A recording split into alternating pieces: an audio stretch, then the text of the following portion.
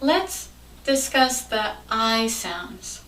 We have a couple major I sounds, and then we'll think about a few extra points. I want to use this diagram to discuss the different sounds that we have. And I just want to show you that we really have 4 distinct ways that we can pronounce the letter I. The top 2 are the short I, the sound I, and the long I, the sound I.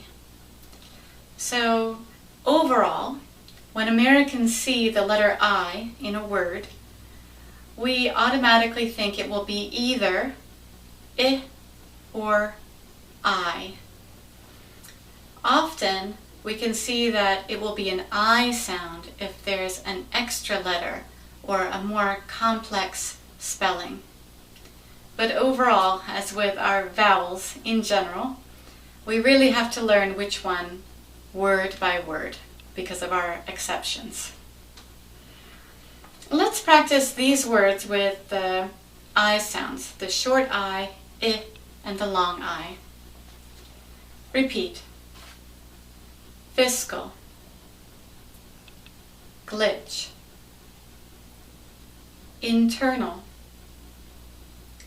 kinetic,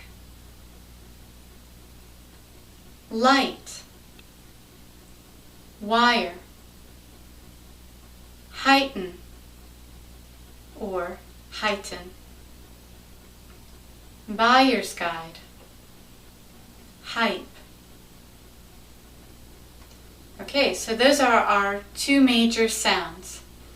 But we do sometimes have an I spelling which has an E sound. In so many languages, I sounds like E, but in English it doesn't. But we do have some spelling patterns, especially a few suffixes and prefixes. Basically, overall, words that are borrowed from other languages, where we do keep this E sound. One very common suffix is the suffix ia, spelling I-A. And with this suffix, we do say that E. However, thinking about this side of our diagram now, Americans frequently shorten even this sound. So sometimes we might say ia, but sometimes we will just say ya. Ya being the Y sound in yes, followed by the schwa.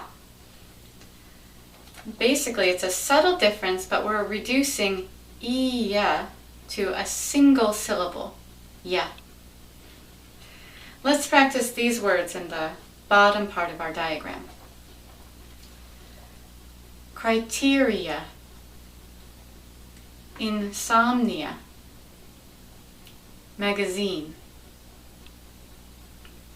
opinion, dominion,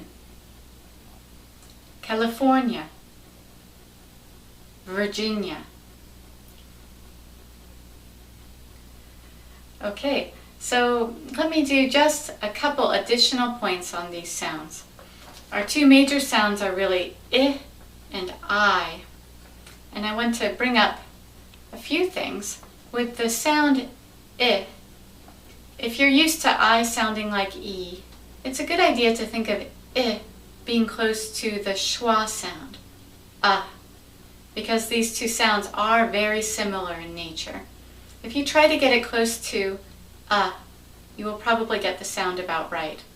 Another tip is that I is actually lower in pitch. It's slightly lower note by nature than E, which is a higher sound. So if you think low, you can often say I quite well. One more thing with the I sound.